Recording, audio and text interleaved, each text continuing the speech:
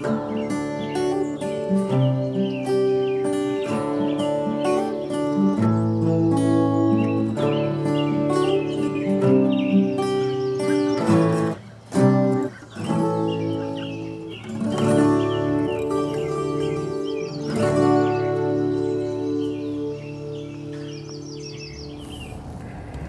and I just picked up some pretty decent looking 2x4s for the little roof over the basement door, which is my office and shop door too. Done yeah, almost every house, haven't you, Dad? Well, I like to have. I like doors having protection. You know, I don't like having a door exposed to the elements that much, because you know, even if it's a metal door or whatever, fiberglass, it still usually gets painted, and the paint will last longer if you've got a little, you know, protected cover over it. Now, how you do that little cover is the trick, right? So on our home, which is a modern, we got to build something that matches, you know, kind of the style. So we're gonna make these little brackets, and we're going to use the same roofing that we used on the house, and it's going to be a low pitched roof, so you won't see it that much anyway. But my door, I'll be able to stand at my door and not get rained on. So we're going to let you go through the process with us. We just left the lumber yard, and what we do is we pick through. They don't usually like people doing this, but I've been buying lumber there for 20 years or whatever, and so I don't mind if we pick through it a little bit. The you know, your typical 2x4s are pretty rough. You know, you have to really buy a number 1. If you're buying number 2, you're going to get those chamfered edges, you know, where the bark was. You're going to get knots, splits, twists, warps, cups. And for framing, that's okay, you know. But you know, whatever, wall framing, whatever. But for an exposed roof, which this is going to be, we picked through it a little bit. So now we're going to, got some good edges. We got some decent edges, and the edges that are kind of rough, we're going to use purlins, and they'll face up, and the roof will sit on top of them, so you won't see them. But now we're going to go. We'll share the rest of the process with you. Barrett, we're finally going to get to build our little roof brackets. See, there's a little drawing. For some reason, I had to make the metal 3'11". That's our metal over there. I think that's because originally I was going to use a piece that we already had, and I had divided it up into 3 sections. Anyway, to make a long story short, this rafter length is 3'10". Okay, and so we got to make a rafter and a bracket. 3.5 12 is between 3 and 4 12, isn't it? And we'll put that, our speed square, the siding is sloped, right, Barrett? See, this is lap siding. So the siding is beveled, so I need to take out another 1/16 of an inch to allow for that. See, so that'll be our actual cut right there.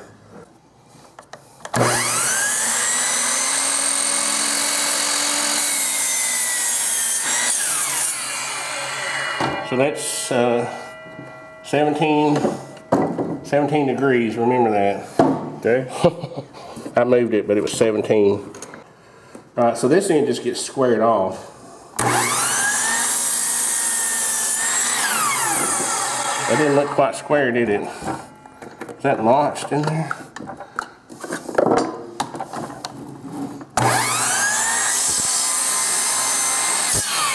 Alright, so there's our first rafter. Let me cut this bad end off here, Barrett. Okay.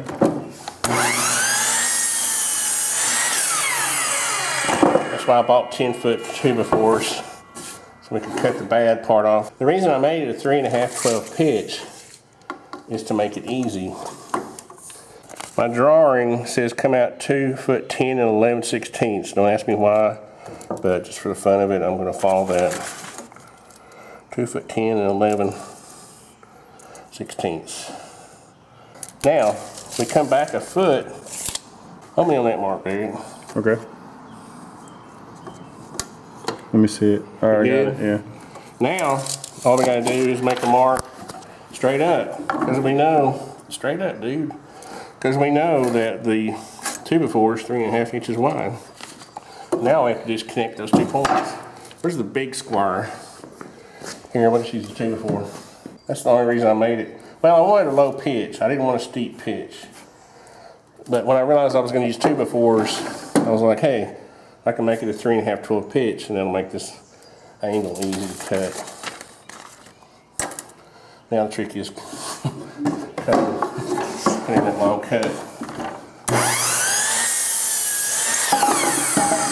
Which I don't know if we're going to be able to do, practically speaking. Yeah, kind of guide the back end.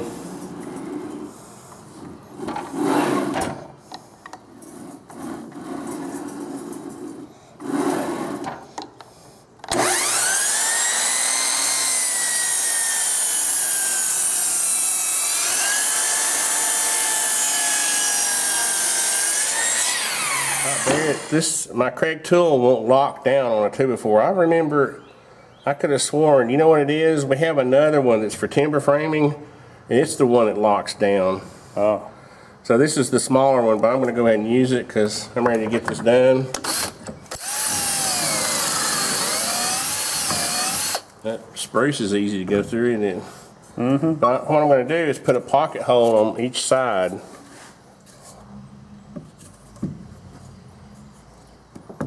Make sure that's flat. That's flat in there.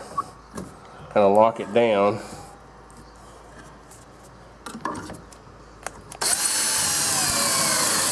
Now this is going into hardwood. That's too easy.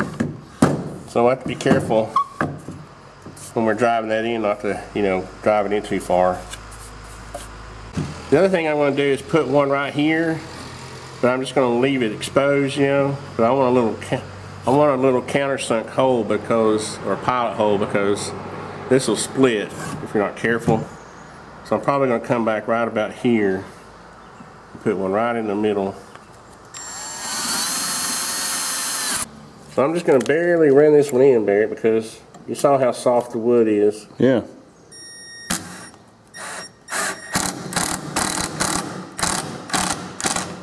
And that'll just be like a little button there.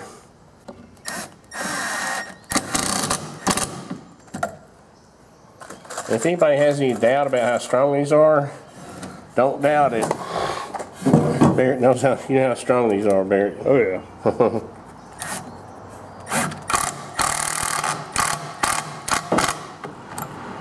That is going to be strong.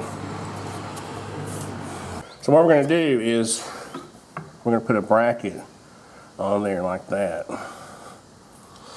This part of the bracket will get painted brown, or the trim color, and this part of the bracket will get painted the siding color, and I think it'll just blend in. If anything, you want it back a little bit, not hanging over, right? Mm-hmm. If you're going to make a mistake, make that mistake. Don't make that mistake. Because if you leave it back here, it'll actually pull it to the house. This will hold it off the house. So if you're going to make a mistake, make it in this. As a matter of fact, I'm going to start it back just a hair, so in case I push it over any. But that's what I like about these screws. They got nice good points on them, and you can get them, you know. I got that a little far away, didn't I? Boy. Oh well, like I said, what I do. You're supposed to say, "Hey, Dad, that's way back." I meant to leave it a 1/16 back, not a 3/32. Anyway, it'll be all right. It'll be okay.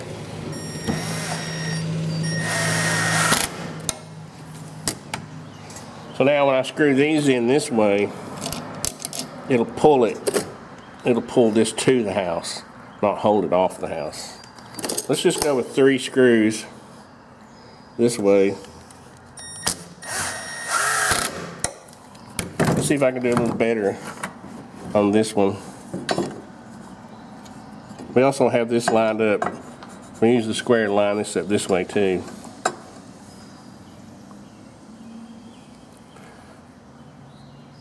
So they have nice, good points on them, Barrett. And you can just stick it right where you want it, and it'll stay. That's why I like these screws so much.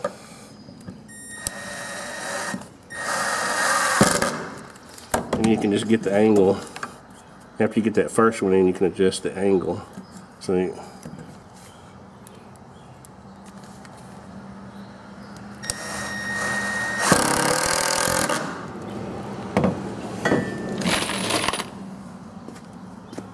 I think 3 is enough.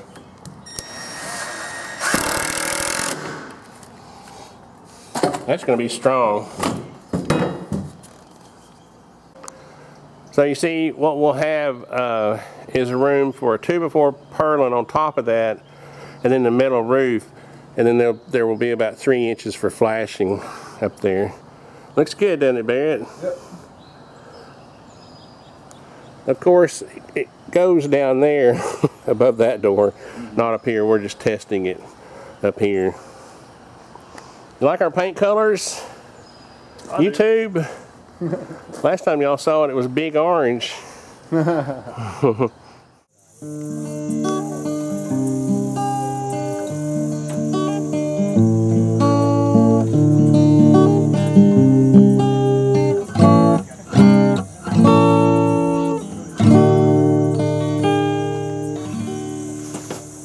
Nice.